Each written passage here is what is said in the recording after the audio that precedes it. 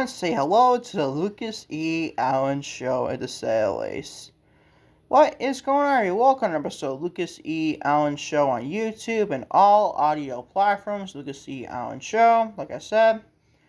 That's your first ever episode of Lucas E. Allen Show for your Sunday, April 12th of 2026. Before you do anything though, follow me on social media, Twitter, Instagram, TikTok, and Facebook at Lucas E. Allen 1018. Watching today's podcast on YouTube, hit the like button on today's podcast. Hit the subscribe button if you've done so already. Turn on the bell for your post notifications up on this very YouTube channel. And always, feel free to leave a comment to get my episode of your first ever edition of Lucas E. Allen Show for your Sunday, April 12th of 2026. I'm watching on Spotify, do the same thing, leave me a comment, and also a 5-star rating would be very nice, as well as say the least. And by the way, if you didn't get anything though, I also made my second channel, Lucas E. Allen, is now a clips channel, honestly. I mentioned about that. It's Lucas E. Allen, the second YouTube channel, Lucas E. Allen. It's not going to be anything you guys do with Spotify or anything. It's just clips from like the podcast, of stuff like that. So leave a link. I'm going to be leaving links more often in the description below the say at least. But obviously, I want to do this. I want it to be all into one. Hopefully, in the next coming days and so, I can discuss more sports stuff. Obviously, I'm hoping to do that. Knock on wood. But still, I'm hoping to do that more often. While we do my kind of sports and coverage, and it's getting closer and closer to the NBA season. So just stay tuned for that. I'm going to head into the playoffs and stuff. So I'm thinking I'm going to do more sports content, a lot of my wrestling stuff, and it's very Lucas E. Allen Show podcast. And also, I wanted to mention this. Limit Center is now done with and stuff, and the same thing with stuff. There's going to be extra videos and podcasts on YouTube and Spotify. But not going to do anything to do with the Lucas E. Allen Show. This is strictly be all the Lucas E. Allen Show, be all news and stuff like that. If I'm like extra content, but mainly like listen stuff, or maybe like different coverages, like the world professional wrestling or sports. I'll do that on my own time to say at least. But I do have no clips channel and stuff, everything about the podcast. The Lucas E. Allen Show podcast. So all clips on YouTube, second channel, Lucas E. Allen. Leave a link in the description below on YouTube and Spotify. Also, my social media is below to say at least. But honestly, we're just get right into today's show, man. We're right into today's show. That's your wrestling news of the day. The WWE scraps new theme song for the Usos. We're discussing that. Also, WWE discussed booking and double turn at WrestleMania 42 with Sami Zayn Trick Williams, which in my opinion you already did that already on Smackdown, but still. We're discussing that. Also, some positive news on Liv Morgan Roxanne Perez after a WWE Raw accident. We're discussing that. Also, Charlotte Flair just celebrated her 40th birthday, so happy birthday to the Queen, Charlotte Flair. Charlotte Flair just dismisses retirement talk, which it's just hearing the word retirement, anything to do with the Four Horsewomen kind of makes me sad, but still, but I'm not going to, it's not anytime soon, thank God, obviously. We're discussing that. Also, Will Ospreay pitches AEW to run a U.S. show during WrestleMania 43 weekend in Saudi Arabia. I think they should do. I'll explain why in today's podcast. And finish with wrestling news. TNA reportedly blocked Nick Nemeth from wrestling MJF at GCW event. Good old freaking TNA and WWE for you to say at least. Be discussing that. Also, your NXT, like you're seeing, so NXT, April 7th, 2026 review. Be discussing that. We also be discussing your AEW Dynamite, April 8th, 2026 review. Be discussing that. Also, your Friday Night Absolute Suckdown, April 10th, 2026 review. Be discussing that. And finish off your AEW Dynasty 2026 predictions on today's podcast. As always, thank you for watching. Lucas E. Allen 1018. Maybe as always, contact your Lucas E. Allen Show podcast for your Sunday, April 12th of 2026. It's on today's podcast, ladies and gentlemen. Starting with your wrestling news for your basically the latest edition of the wrestling news for obviously your Sunday, April 12th of 2026. So I've seen you in the last stuff, I'd say at least. Let's just first off, WWE scraps new theme song for the Usos, Jimmy and Jey Uso. The Usos' new theme song has reportedly been shelved at least for now, according to WrestleVotes rating on Fightful Select. WWE has tabled the new Usos theme song after it failed to connect with the crowd at MSG Madison Square Garden. And you know what? Thank fucking God, bro. Because that shit was just not a good theme song. I'm sorry. And just go back to the original 2018, or before that, honestly, 2018 Usos Penitentiary theme song. Because that's just way too good compared to what we just got in this version for MSG version of Raw. Because that shit was just not good. The Usos' real theme song you all know and love is the Usos song we done in 2018. That's easy the best Usos theme song. It might be even better than both their singles theme song. I mean, I kind of like Jimmy's, like, this Born This King, something like that theme song. I kind of like that theme song. I don't care for Jay's theme song. Some people would like to yeet their asses off, but still. But honestly, they stick with the Usos 2018 version of their theme song. It's the better one. That's just me. But moving on, obviously, to more news, honestly. WWE discussed booking a double turn at WrestleMania 42 with Sami Zayn and Trick Williams. I'm going to rapid fire speed these stuffs, man, the news, honestly. WWE has discussed the possibility of booking a double turn in the United States Championship match at WrestleMania 42 between Sami Zayn and Trick Williams. Obviously, at WrestleMania 42, a corner body slam plus. The discussion stems from a shift in the crowd reactions over recent weeks. Zayn, who is poisoned, Jesus, whose position as a babyface has been drawing an increasing level of boos, while Williams he's a heel, has been receiving a growing babyface reaction from the audience. The report notes that WWE had already been considering turning Williams babyface over the last couple of months, given how quickly he has gone over since his call-up to the main roster from NXT earlier this year. Now, to me, this has already happened. With Sami Zayn just on SmackDown, why are you all booing me? Like, you look like a freaking you look like a crybaby on that segment. He really looked like a heel then. So what are you gonna do? A double turn at WrestleMania already? Yeah, we have Trick Williams with a little freaking Yachi. You don't think we need him whatsoever, but that's just to be for you in 2026. But still, obviously. But like, I don't think we need Lil Yachi, but that's just some celebrities' obsessions for WrestleMania, obviously. But obviously, I think they basically done the turn already, double turn already on SmackDown the last couple of weeks or so. Sami Zayn is not liked anymore, or at least not anymore. That's just Dibby for you, obviously. Booking the Sami Zayn 2, having beaten Carmelo Hayes for the United States Championship not once, but entertained it twice on SmackDown television. He can't even make it to WrestleMania. Because he's injured. Like, what a, really? He probably got injured in a rematch on SmackDown, what he did not. I don't even know at this rate. God knows. But with Triple H and Dibby creative in 2026 for you. But this was obviously a very good, I'm not going to say it's a good decision. I'm going to trust Triple H for booking babyface Trick Williams. Or even booking Trick Williams as a good wrestler, honestly. He's a great wrestler. Very good star, honestly. He's megastar potential. And Sami Zayn, you know how great he is, but I don't trust Triple H doing this right at all. I really don't. But obviously, yeah, that's just the news about that stuff to say, at least there. Moving on, more news in wrestling world. Positive news on Liv Morgan and Roxanne Perez after Raw accident on Netflix, obviously, this last Monday. Liv Morgan and Roxanne Perez are expected to be cleared in time for WrestleMania 42 after a concerning moment on Raw. On this week's episode of Monday Night Raw, Stephanie Vaquera, the reigning defending WWE Women's World Champion, attacked Judgment Day in a segment that went sideways when Morgan and Perez inadvertently cracked heads. And basically did, honestly. It was freaking brutal. The collision drew immediate concern from viewers watching at home, and WWE medical personnel checked on both women following the spot. Obviously, according to WrestleVotes radio and Fightful Select, there is a strong sense of optimism within WWE that both Morgan and Perez will be cleared in time for the show. It was said there that there was no heat on Vaquera following the incident, which I don't think that should be at all. It's just great to hear, obviously. With the collision viewed as an unfortunate accident rather than just the result of negligence. Obviously, it's not negligence, people. Stephanie Becker ain't no Nia Jax, people. Let's just be fucking real. Stephanie is too good to be even compared to freaking Nia Jax in the stratosphere.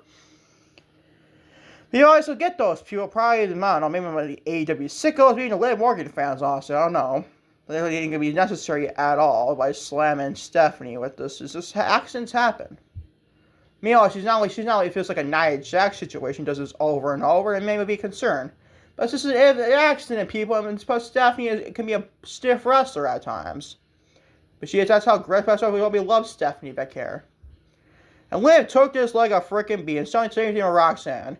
And their freaking wounds, oh my god, bro. I gotta be honest, they look freaking brutal. That's just a freak accident, people. Shit happens. Shit happens. That's my thoughts on that for sure. We're on to Charlotte Flair. We got a birthday recent, turned 4 years old. Happy late birthday to Charlotte Flair, obviously. Well, my appearance on that whole Smackdown brand's not a lot to say much. That brand sucks, but still.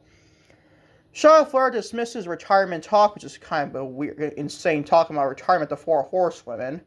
I know, my favorite Mercedes Moné. I always get scared by every freaking time she discusses the word retirement. But now it's all over with Charlotte Flair here. I don't know, people will get Mercedes on Dynasty tonight, hopefully. Hopefully we'll see that, honestly. But going back to the other horsewoman, Charlotte Flair, one other fourth of the horsewomen. She dismisses retirement talk. Charlotte Flair has no interest in discussing retirement, and she made that abundantly clear just days after she turned 40 years old, which is freaking insane. She looks like she's 30, honestly. Right, I used to say this, honestly. I will say this. Granted, it wasn't a Charlotte Flair back in 2018 or in 2019, honestly. When she was feuding with Trish Stratus, I honestly think Trish Stratus looked younger than Charlotte Flair. Granted, that's how great Trish Stratus looks, obviously, still to this day. You might say that for sure. But I don't know, Charlotte back in like 2018, 2019 just didn't look very great, honestly. Now she looks a lot better, don't get me wrong. I think she looks like gorgeous now, honestly. She looks way better than she did back in 2018, honestly. She aged like freaking kind of like a lot better, honestly, to say, as she turned 40. Anyway, speaking to Katie Nolan on Casuals, Flair was asked about when she might consider stepping away from the ring. She pushed back firmly on the premise of the question, which I don't blame her, honestly.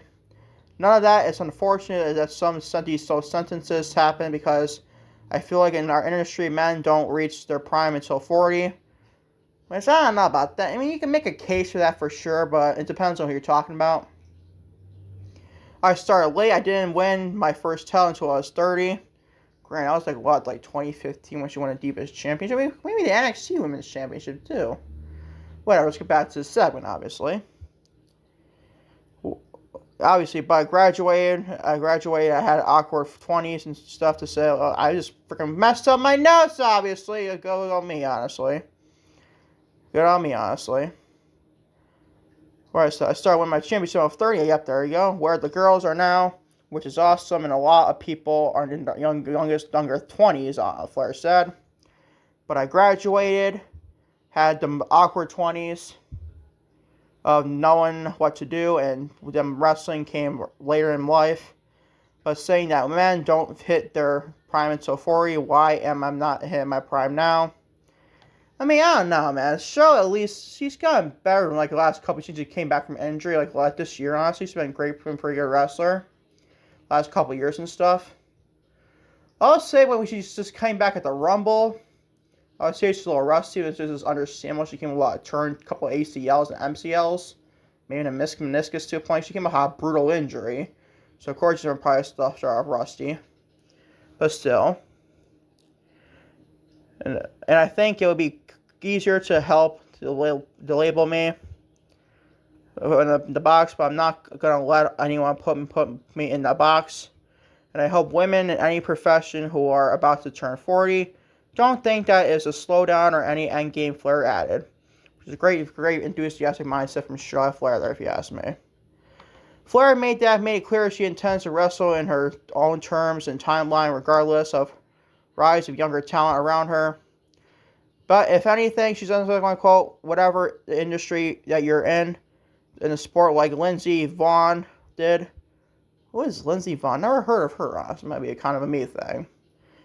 It's whatever you are capable of and who are willing to do and put that any time.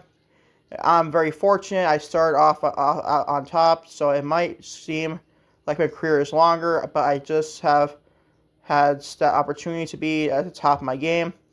And now I'm not gonna say sorry anymore for winning. I'm not gonna age out my career. I'm gonna quit when I want to quit, Flair said. It's definitely fair if you ask me from Charlotte Flair there. Like, she's been in a lot of injuries. I don't say a lot of injuries. Maybe just past injury the last couple of years or so with the ACL and MCL injuries she suffered a match with Asuka on SmackDown.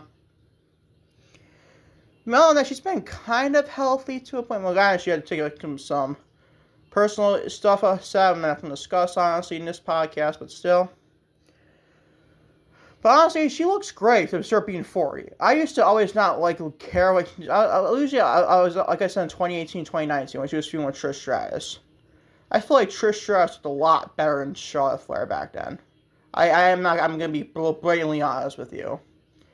But now, the last couple years or so, I think Charlotte's got a lot more, not just likable, obviously. I love Charlotte Flair now. And obviously, she looks a lot better than she did, the blood in 2018 and 2019 and stuff like that. I gotta give her credit due. She looks she looks younger now, honestly, compared when she's now 40, honestly. I thought she, aged, less. I thought she aged even better, honestly, to say the least. So that's her. That's an update on Charlotte Flair for turning 40 years old. So happy birthday to her. Wish her all the best in her career and everything else. So obviously, we still can support that woman because I'm a big Charlotte Flair fan. Despite not me liking her used to.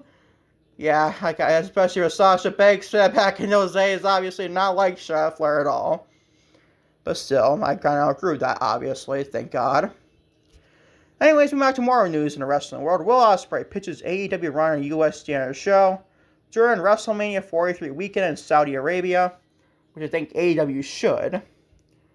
Will Ospreay believes AEW should take advantage of WrestleMania 43 heading to Saudi Arabia by running a major show in the United States on the same weekend. Speaking with Josh Martinez, Ospreay laid out the vision for what AEW could do for filling the void by WrestleMania first ever departure from North America. He says in a quote, "It has crossed my mind, especially hearing it would be going to Saudi Arabia. Why not? There are going to be a bunch of wrestling fans that usually flock to whatever city they are in, and it's something we should heavily consider. I hope our boss, Tony Khan, is considering it. I think it's the best thing we can do on that day, that WrestleMania in Saudi Arabia. Make affordable tickets for one of the greatest wrestling shows ever, and make it a whole week. Ring of Honor on Saturday, help out a bunch of indie promotions on Friday. We can definitely formulate such a great, affordable time, and wrestling fans and families, if we don't look of what's the point of doing it, Ospreay said. What's the point of doing it, Ospreay stated, end quote. Now, a lot of content creators have been saying that AEW should run a show at WrestleMania weekend, maybe I don't say an all-in. It could be an all-in, honestly. I don't mind an all-in, or even a double or nothing there, honestly. Maybe in the United States that same weekend. I think they honestly 100% should. And to take advantage of what WWE is doing with their freaking terrible freaking business ideas. The rest of this year, and probably maybe worse next year, honestly, knock on wood. Not wishing that, but still, probably will happen. TK always likes to get in our business of WrestleMania season somehow, somebody who is in Saudi Arabia or the United States. It doesn't freaking matter. But I think AEW should run a big U.S. stadium show this year, next year in 2027 WrestleMania season. I really do. Maybe the same weekend, too. If not the same weekend minimum, honestly. Maybe Saturday. Maybe they do it for watch it be for 2 nights. Well, maybe an all-in 2027 night for night 1, night 2 show. I don't think that's necessary at all, but still. I want to put it past Tony Khan. He always gets counter-programmed by WWE. So why not? Reverse psychology, have them counter-program WrestleMania 43 in Saudi Arabia. It'll probably going to be a better show, obviously. Because AEW does their pay-per-views compared to WPL. It's WrestleMania season that year, but still, it doesn't matter. I guarantee WrestleMania 42 would suck as much as WrestleMania 41 did. And the same thing for 43 next year. It's just terrible times for WWE business, if you ask me. So I think AEW should 100% do a stadium show against the United States in 2027 on WrestleMania season. For 43 in Saudi Arabia. That's what I think for sure. That'd be freaking great if you ask me too. Final piece of wrestling news for today. TNA reportedly blocked Nick Nemeth from wrestling MJF at GCW event. This story pissed me the fuck off when it comes to TNA and WWE bullshit, obviously. Fightful Select reports that MJF was set to face Bear Bronson at a GCW event in March, but TNA blocked that match. The news adds on to a growing list of independent bookings involving AEW talent from TNA that TNA has stepped to prevent. The border situation had headed into Wednesday when Fightful Select reported that Nick Nemeth was pulled from a May match about MJF, which goes to show you, obviously, that they think of MJF and TNA and in WWE. And Leon Slater was removed from a match against Ricochet, obviously, too. I heard about that story, too. At the WrestleCon Super Show in Las Vegas. Both Nemeth and Slater are TNA members. Leon Slater versus Ricochet and Nick Nemeth versus MJF had been planned as a marquee matchup for the event. Sources familiar with the situation told Fightful that the things appear to be toward an environment where TNA talent cannot wrestle AEW talent anywhere. WWE, that's why. You don't want to say it, obviously, but still.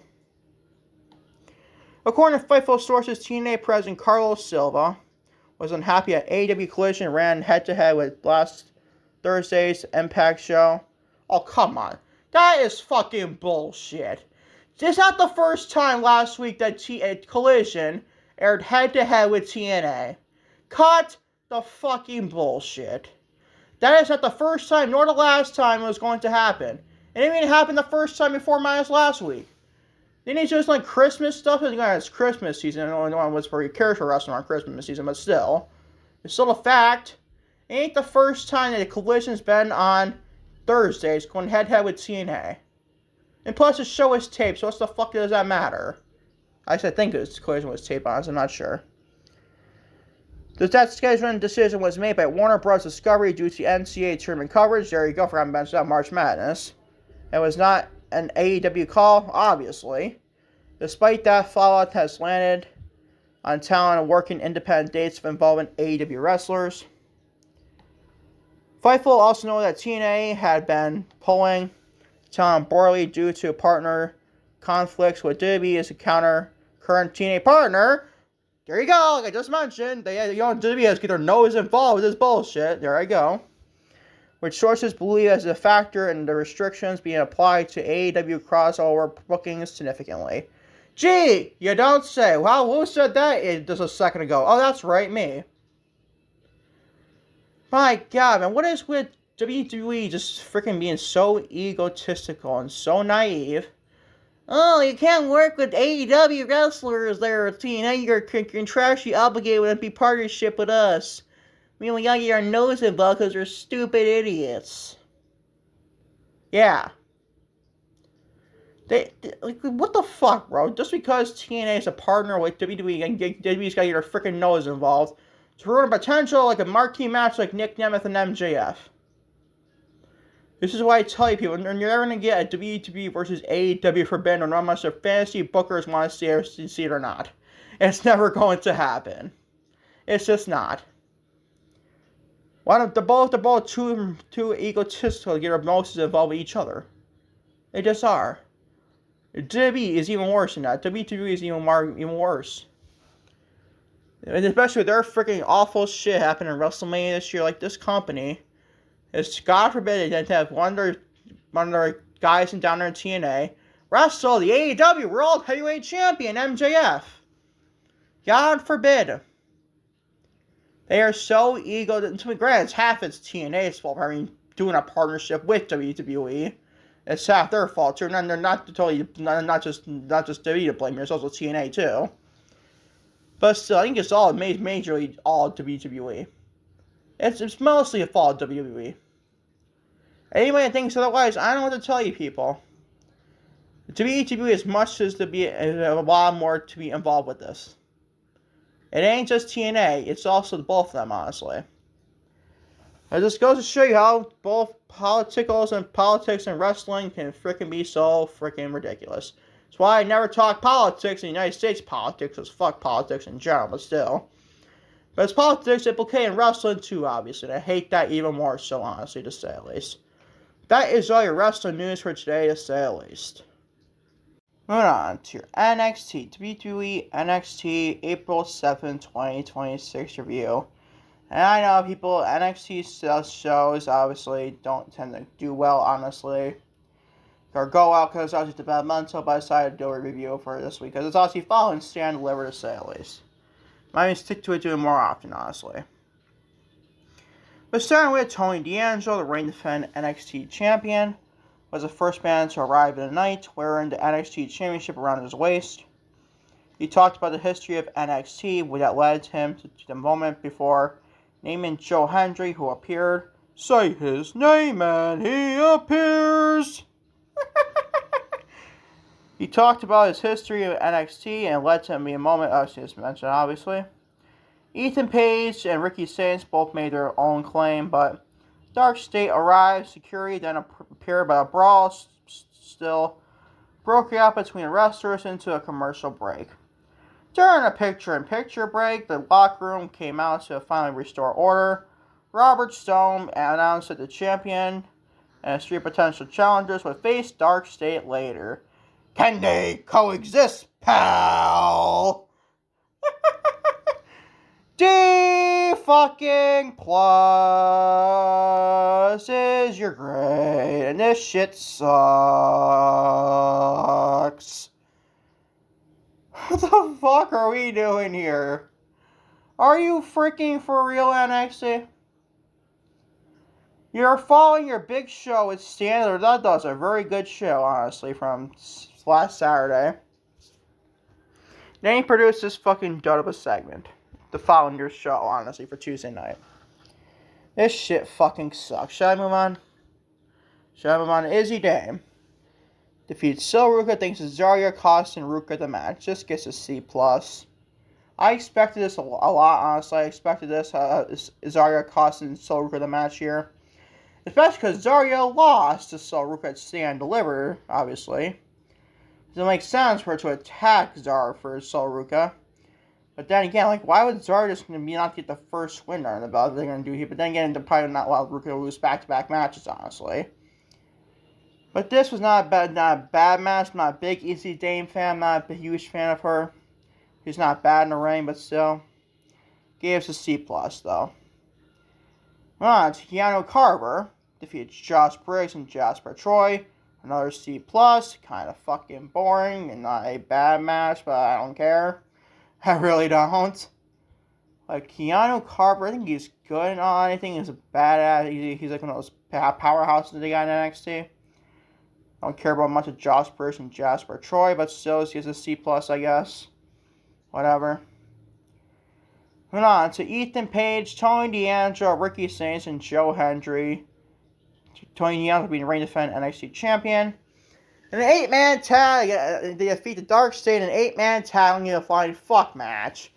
Big fat motherfucking C.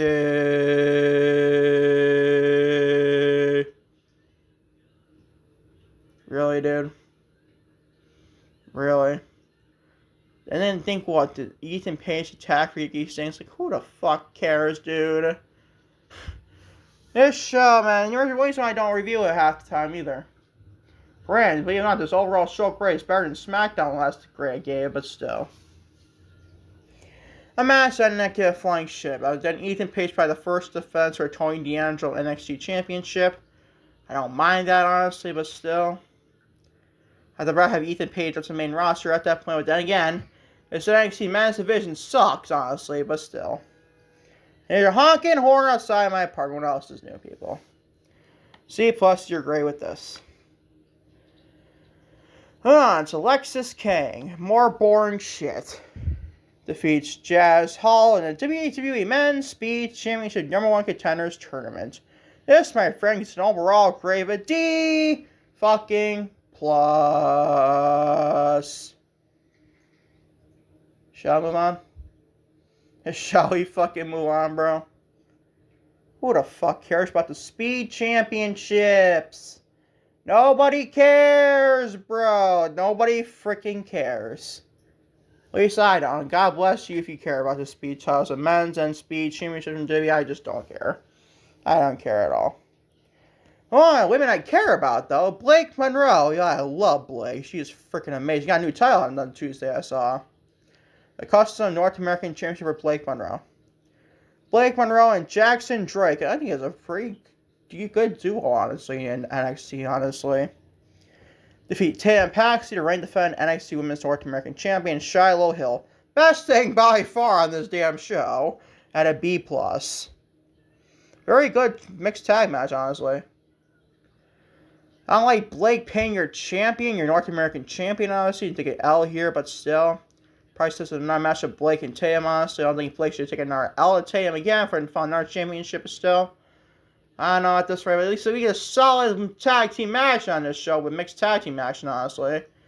Best thing by far in this goddamn show, honestly. Want to call it a show? I don't believe you want to call it a show or not. The intro to today's podcast might be longer than this whole freaking show. This is actually a review, honestly. Wayne fans, this was like 7 minutes and 10 seconds with that. This now just reached 6 minutes. We're going to end the show, obviously, people. You know how much I don't like to review much NXT television shows? Wonder why now?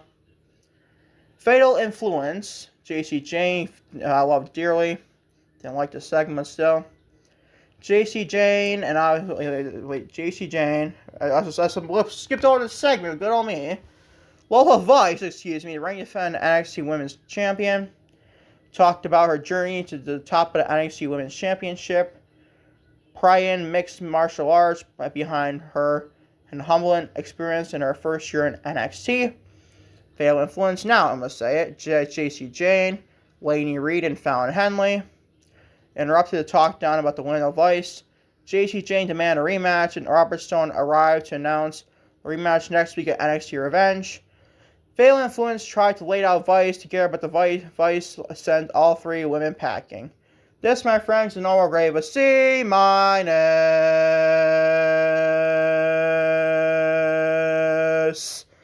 This be a freaking singer at this rate, bro. No, but still, honestly. Not a good segment at all. I don't like JC getting a rematch, so she's going to lose again. So what's the point of doing the rematch? Hopefully, a call can get JC to do something before WrestleMania, so he can make it up on Raw the rest of WrestleMania, hopefully. But still, I hope that's the case. I don't think JC should stay on this brand unless he wins back the championship. I don't think he should do that either, but still. But this segment was freaking not good at all, dude. I gotta be quite honest. And then so in this overall show, Fallon Stand Deliver was not very good at all, bro. This Miss Greg gets a C-. And as your overall show grade for WWE NXT April 7, 2026 is this big fat C. That is your WWE NXT April 7, 2026 review on this and the Lucas Young show for today. Moving on to your AEW Dynamite April 8th, 2026 review. Your go-home edition of Dynamite for your AEW Dynasty takes place tonight, honestly, as well. As soon as the show started, the camera went backstage to see Will Ospreay and Jon Moxley to reign defend AEW Continental Champion. Braun and the rest of the Death Riders showed up to outnumber him, Ospreay. But then a few stars from United Empire and Alex Windsor, obviously a fiance of Will Ospreay, showed up to even up the odds. All 10 of the fought in the parking garage. Windsor and Marina Shafir battled into the arena first, followed by the men. Ospreay's team ended up getting the upper hand, so he grabbed the microphone and talked about recruiting them for the fight, honestly. This gets a B, a very good start, honestly, Dynamite, not gonna lie. Did I care for the main event, honestly? With an 8-man tag and a flying fuck match? Absolutely not, honestly. Hey, that shit. At least it's getting something interesting to start the show. At least something different on Dynamite. This is a pretty good start for you. I think this gets a beat to say at least. On to the Don Callis family. More trios matches. Oh, joy. The Don Callis family, Andrade El Idolo, Mark Davis, and Konosuke Takeshita involved. Defeat Jack Perry to reign defend AEW National Champion, Darby Allin and Bandito. A big fat C.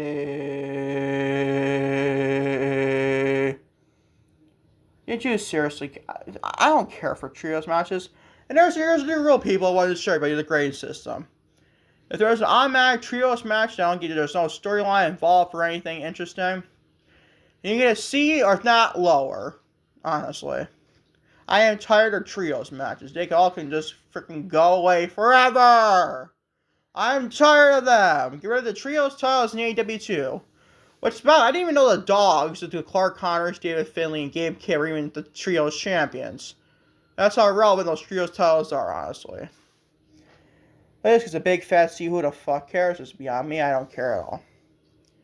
Go on to women I do care about. Willow Nightingale, the reigning defending AEW TBS champion, defeats Queen Naminata to retain the AEW TBS championship. This gets a B.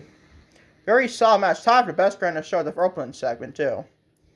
This match is pretty freaking good. Only one women's match, I don't like that at all. That's just Tony Khan for you, honestly, but still. Same thing for Dynasty. So you only got one women's match on the main card. We only got Alex Windsor and Maria Shafir on the body in our pre-show, you're going to call it. Whatever. A 0 hour pre-show, whatever you want to freaking call it, whatever. But this is a pretty good match to Willow and Queen Naminata. It's good to see her back in the thick of things in AEW. They're coming up with a torn ACL or a torn meniscus, one or the other. And then she's back to the AEW. She took the loss here, so she should not. She should not beat Willow Nightingale, honestly, for TBS title, at least anytime soon, but still. This gets to be a solid action here in the women's wrestling, to say at least. Moving on, after making his quick return last week, Chris Jericho was greeted with a warm welcome by the Edmonton crowd in his home country of Canada. He said he wanted to sign his contract for the ring in the same province where he had his first match just 100 kilometers away. Jericho said he loves professional wrestling and he worked to get into great shape so he could return to help make the business the best and it can be possible. He just wants to help AEW and can help professional wrestling. As he was about to sign his new contract, the demand showed up. Ricochet and the Gates of Agony showed up on the stage. Ricochet came out and simultaneously complimented and insulted Jericho. Or complimented and insulted Jericho, on both his physique and overall career.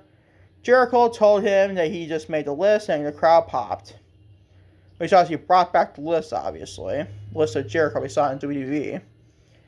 This gets a B-. It was an okay segment. I just didn't care. This is Chris Jericho following his return. He came back to say, I'm home with the last week of Dynamite. April 1st of 2026. Then a week later, he's fighting freaking Ricochet at Dynasty. Granted, it should be it's actually not a bad match for Jericho to come back to.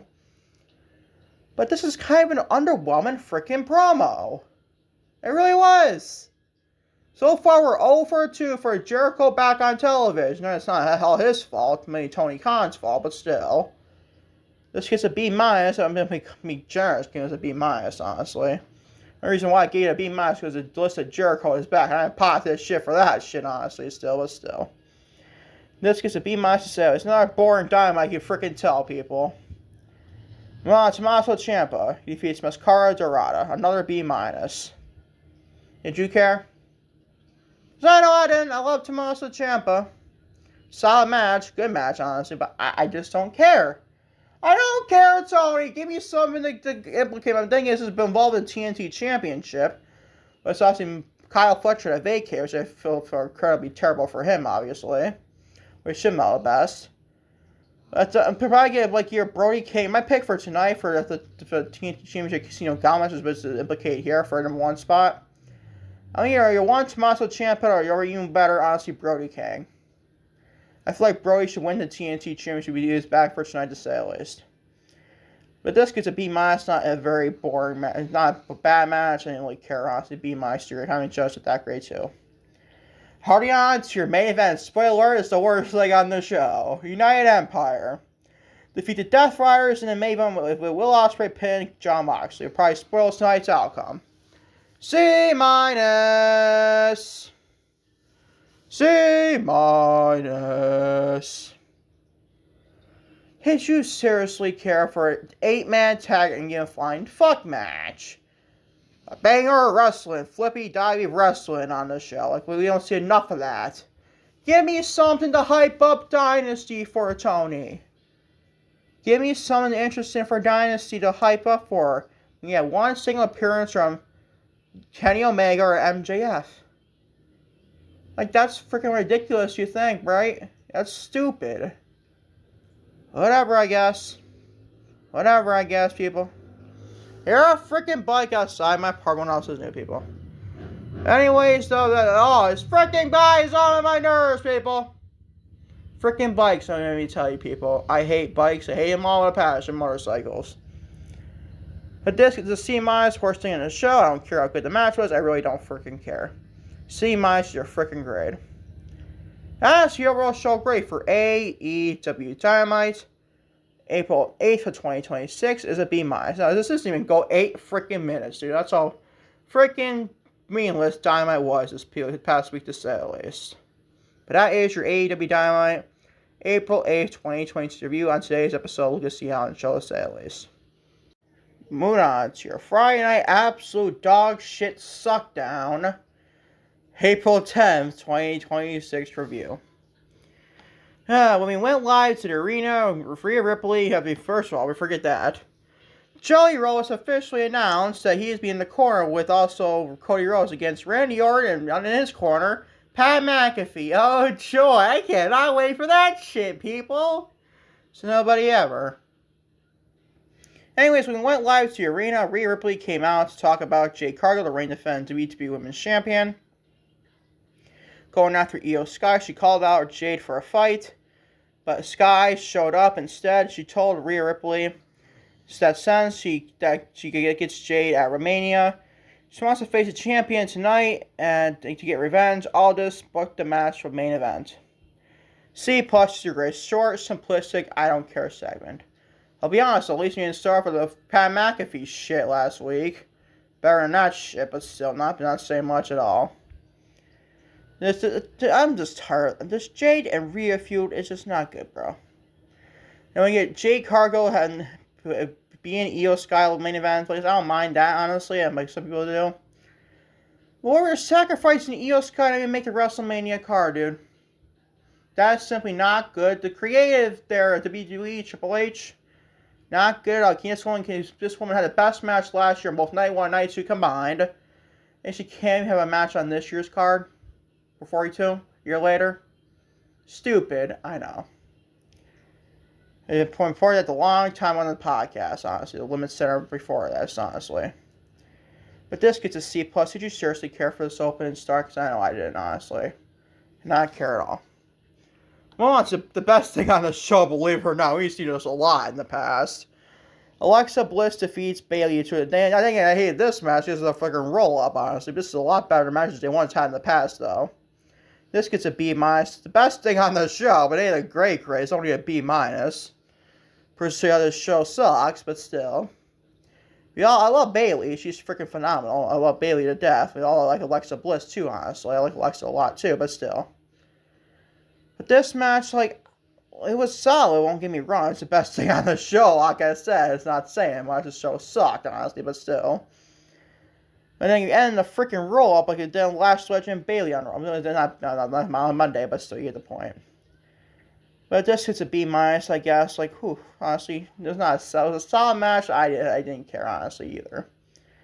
Well, on the Royce Keys, I like his presentation quite a bit. He's finally made a Smackdown debut, too. Probably be at NXT, but still. Royce Keys defeats Humberto, formerly known as Humberto Carrillo. C+. Oh, man, bro.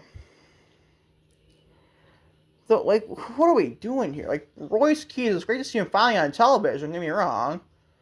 And you got at least a basic squash match on the show, if you even call it that. But, like, seriously, like, why it take so long, people? This man could have been dominated by now on NXT.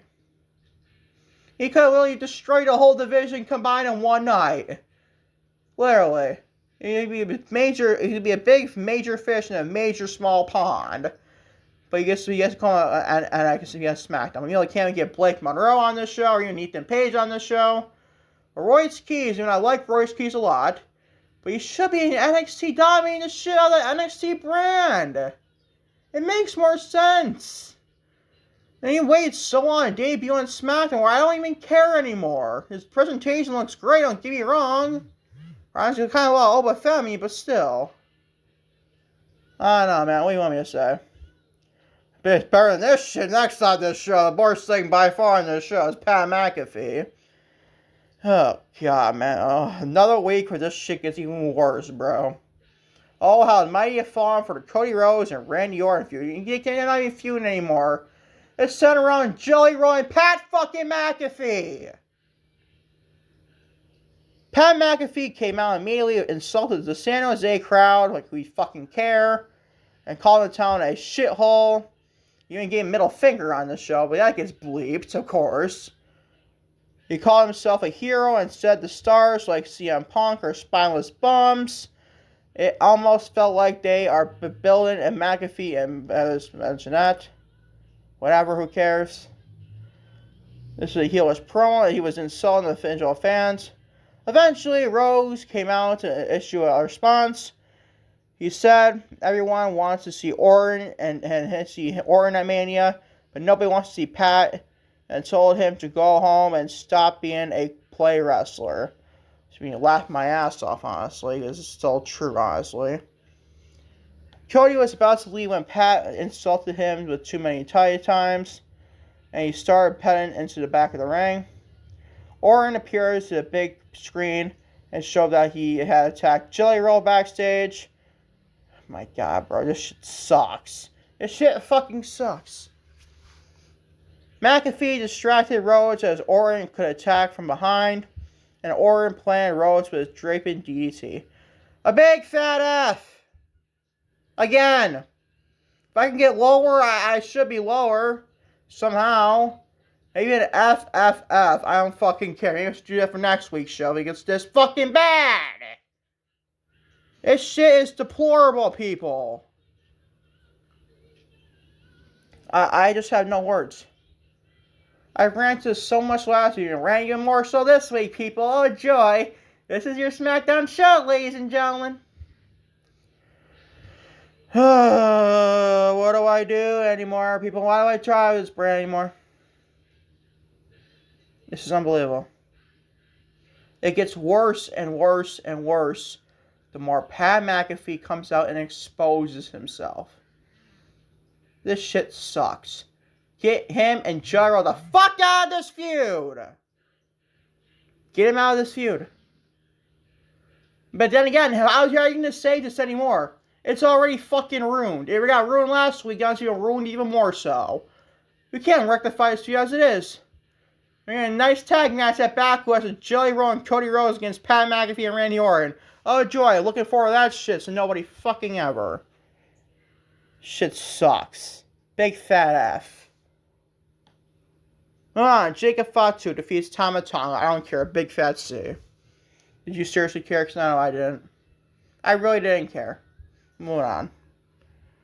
Sami Zayn, the reigning defending WWE Men's United States Champion, came out and tried to appeal to the crowd. He was getting some boos. And he said he would never turn on the fans who have supported him. Whatever. He asked the crowd why are they booing since he didn't know what he did wrong. But then he said he didn't care because the ride or die fans are still there for him. Trick Williams and Lil Yachty came out to insult the United States Champion. The crowd was way more behind Trick Williams than Zayn, obviously. Zayn said the crowd might like Trick, but they don't love him yet. He promised to give Williams the fight of his life at WrestleMania, and this shit was bored to shit on me a big fat C. What are we doing here? We already did this double turn already on this whole show combined. The crowd already said this is a double turn anyways. So why the fuck do we care? Like, this show is so fucking bad, dude. This show is just deplorable. How can anyone with two functioning eyes say this show is freaking good? It's not. You WWE precious freakos. This show sucks. Get over it. Give it up. This show sucks. Pro wrestling sucks in 2026, especially SmackDown. This show sucks, people. Moving on, Trick Williams defeats Matt Cardona. Another L for Matt Cardona, C+. And do you care? Because I know I didn't. We want even more filler. Danhausen. Oh, joy, people. You are cursed. I wish you would curse this freaking show. You should say, SmackDown, you are cursed. Make me laugh my ass off, because it should be cursed at this rate. Danhausen defeats Kit Wilson. A big fat C. Ran out of energy already, people. Do you blame me? Do you think I care about this? The answer is no. Another big fat C. We want your final thing on the show. Jade Cargill, the reigning defending WWE Women's Champion, defeats Io Sky in the main event. Another big fat C. This shit is just comical, bro. This shit is just comical. How bad can this show get? It's just, then again, it finds a way to even one up itself. It's been some of an overall show great, some a tiny bit better than last week, but it still ain't a good show, I'll tell you that right now. Oh man, people, this show is just freaking deplorable television. This show sucks. I wish Danhausen would really say, SmackDown, you are cursed. I wish he would say that. He says he's got cursed Kit Wilson and whoever. What the fuck are we doing here, man? What are we doing here? Like, this shit is just laughable at this rate. It really is. As the overall show great for Friday, absolute dog shit suckdown. April 10th, 2026 is another big fat C. Tiny bit better than last week, got a C-, but still not great at all, obviously, people. And finally, we're on for today's episode of Lucas C. Allen Show on YouTube and Spotify. Your AEW Dynasty 2026 predictions. Starting with Andrade El Idolo versus Darby Allin. I have Darby Allin win that match. Should be a fun match on the show. I don't think Andrade should lose. But I still think he'll lose against Darby Allin. Sadly, to say the least. Should be a fun match to say the least, but I just don't know. It should be interesting to a point, but still. I love Andrade. I think that he's freaking great what he does, but still. I got Darby Allin beating Andrade tonight at Dynasty to say the least. In Vancouver, Canada to say the least. Moving on, Kazuchika Okada, the reigning defending AEW International Champion. And Konosuke Takeshita, the Don Callis to get the Young Bucks, Matt and Nick Jackson. I have the Young Bucks winning that match. Should be a fun match. Definitely a fun match tonight. Should definitely be a fun match. Like, this match should be fun. There's a lot of matches to be good on this show. There's no story at all, but still. But that's just AEW creative for you in 2026. And pro wrestling creative for you in 2026 in general. But still, should be a fun match. Moving on to the Casino Gauntlet match for the vacated AEW TNT Championship. I had one or two people win this match. One is Tommaso Ciampa. If this guy predicting is not going to be on the show, because I heard he's maybe potentially Brody King too, the other one. Like, if Brody's not on the show for tonight, I think it'd be Tommaso Ciampa win this. But I got Brody King becoming a new AEW TNT champion. It's probably speaking a championship. Because Kyle Fletcher got hurt on like a couple weeks ago on Dynamite. So I heard he's injured, so he can't really defend the championship. He'll be out for a while, honestly. So he's going to vacate TNT championship for sure. But honestly, after Fletcher comes back, he should not even sniff the TNT Championship for, a minimum, a very long time. He's even too good for the championship, so why even have him be a champion at all? Have them move up to the World Championship picture, the AEW World Championship. That just makes the most sense. The Fletcher is very great if you ask me. So him being a TNT Championship picture is not needed anymore. Have him come back whenever he's healed and everything. And maybe follow him like maybe All In stuff. You can build him if Ospreay wins the championship at All In against MJF. You can build an Ospreay and Fletcher match for AEW World Championship. Either the end game of Fletcher beat Ospreay, even better, maybe even more, honestly, for his first defense or Ospreay. I don't know. We haven't found it in the say at least. Well, we're going with the Brody King becoming new AEW TNT champion, the Casino Gauntlet match tonight for sure. Moving on, more filler matches I don't care about. The Conglomeration, Roderick Strong, and Orange Cassidy, and a mystery partner. Who that mystery partner is, I don't fucking give a shit, honestly. I'm not going to predict that. Taking on the Dogs, Clark Connors, David Finlay, also Gabe Kidd. The reigning defend AEW World Trios Championships, or Champions. For said AEW World Trios Championships, we got the Dogs retaining their championships. I didn't even know they were champions to begin with, dude. I thought it was still Mystico, Kevin Knight, and people like Bailey. I'm not joking when I say that. Was somebody else? Who cares, honestly? The trios titles are freaking meaningless. Just like a lot of different championships in this freaking company. They got the Dogs retaining the trios championships tonight for sure, on representing Dynasty for sure. Moving on to Adam Copeland and Christian Cage taking on FTR, Dax Harwood, and Castro, the reigning defending AEW World Tag Team Champions. For said AEW World Tag Team Championships, I have Adam Copeland and Christian Cage are winning those championships tonight. I think that makes the most sense. It's probably a more predictable thing in the show, if you ask me. Especially in this Dynamite this past week, got Stokely Hathaway really spearing Adam Copeland and Christian Cage. So I think that spoils the outcome basically with Copeland Christian winning the championships tonight for sure. You can honestly get a match maybe All In London this year, All In 2026 this year. Copeland Christian's AEW World Tag Team Champions going against maybe the Hurt Syndicate. I'm thinking more likely the Young Bucks, man, Nick Jackson, and also FTR in a triple threat match for a tag team title. I think that'd be pretty fun if you ask me. Now it's probably the Bucks get their championships back from Copeland Christian. I pin them, or even they pin FTR. I don't know, honestly. But for tonight, I got Adam Copeland and Christian Cage win the AEW World Tag Team Championships. And Canada says it'd be a very good pop if you ask me. It's not Toronto, but it's definitely in the state, in the country of Canada to say at least for Copeland Christian win those championships from FTR. Moving on to Will Ospreay versus Jon Moxley, the reigning defending AEW Continental Champion. For said AEW Continental Championship, I have Jon Moxley winning and retaining his championship tonight. I would have said a while ago when Ospreay came back, he would probably wouldn't have been when he beat Moxley. But he really pinned Moxley on Dynamite this week. But I have Moxley lose again to Ospreay. Just would make a lot of sense. So I think Moxley retains his championship tonight with Death Rider's implications. Or maybe in the one point where the United Empire maybe turns on Will Ospreay. I don't think that'll be the case, but still.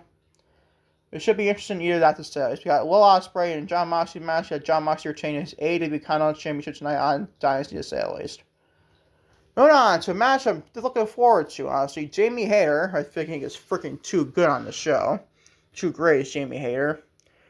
Taking on Tekla, the reigning defending AEW Women's World Champion.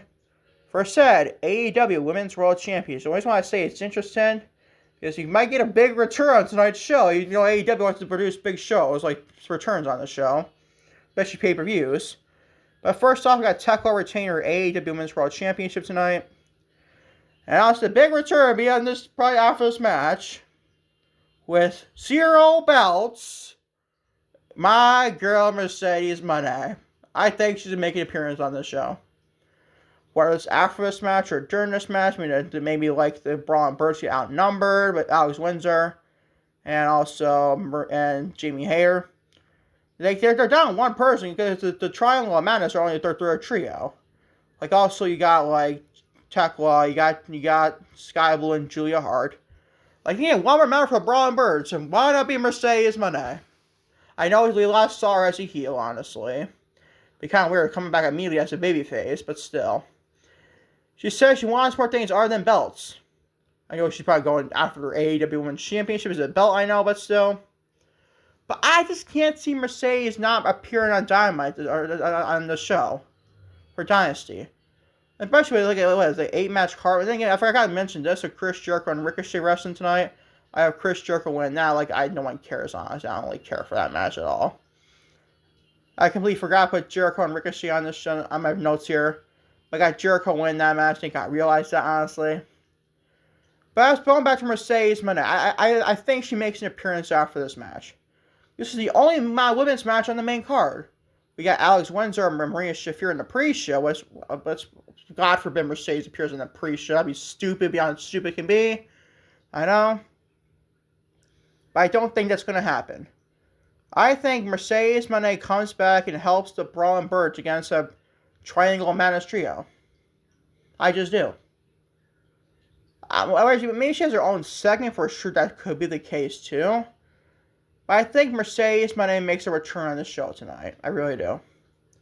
And I think she should. It's a pay-per-view, and I don't think any return will happen on the show tonight. There's not like anything that just screams off the top of my head like a big return on the show tonight. Minus by a potential Mercedes Moné return, honestly. So that's what I got to say for that for sure. But anyways, got Tekla retain the AEW Women's World Championship against Jamie Hayter tonight for sure. Should be a fun match too, by the way. Moving on to your main event. Kenny Omega taking on MJF, the reigning defending AEW World Champion. For said AEW World Championship, we got MJF retaining his championship tonight. We got minus Cope and Christian again. This is still kind of unpredictable to a point.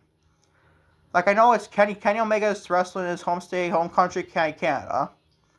And this is the best thing going in the show by far, not even close. And it should be. It's your biggest championship on your freaking company. It should be that case. The AEW World Championship. This should be, and I think Cope and Christian win the tag team titles too. But I don't think everyone's going to get a home country, hometown victory. I don't. I think Cope and Christian get that, honestly, with the tag team titles. But I don't think Kenny Omega wins the World Championship tonight. He's in his backyard in Canada, to say. He's from Vancouver. I think so, but still. But I think MJF retains his championship, probably some diamond ring maybe, or some other fuckery in the match, but whatever. But MJF retained the AEW World Championship tonight at Dynasty, to say at least. Should be a banger though, obviously, any game necessary. We go over my predictions again. I got Darby Allin defeating Andrade El Idolo. I got the Young Bucks defeating Kazuchika Okada and Konosuke Takeshita in tag team action. I have Brody King becoming a new AEW TNT champion in the Casino Gauntlet match. I have the Dogs defeating the Conglomeration to retain the AEW World Trios Championships. I have Adam Copeland and Christian Cage defeating FTR to become a new AEW World Tag Team Champions. I have John Moxley defeating Will Ospreay to retain the AEW Continental Championship. I have Tekla defeating Jamie Hayter to retain the AEW Women's World Championship. In the main event, we got MJF defeating Kenny Omega to retain the AEW World Championship. That are my AEW Dynasty 2026 predictions on this podcast. As always, thank you all for watching Lucas E. Allen Show for your Sunday, April 12th of 2026. Like I said, Lucas E. Allen 1080 on YouTube and all audio platforms, Lucas E. Allen Show. As always, don't forget, obviously, I mentioned at the top of the podcast. If you're watching on YouTube, hit the like button in today's podcast. Hit the subscribe button if you haven't done so already. Turn on the bell for your post notifications up on this very YouTube channel. And always feel free to leave a comment to get my episode for your Sunday, April 12th of 2026. Watch on Spotify as well. Hit the 5-star rating and also a comment to say at least. And until next time, I trust you definitely be next time, everybody. Peace, everybody. I'm out here. Love you all big time to say at least.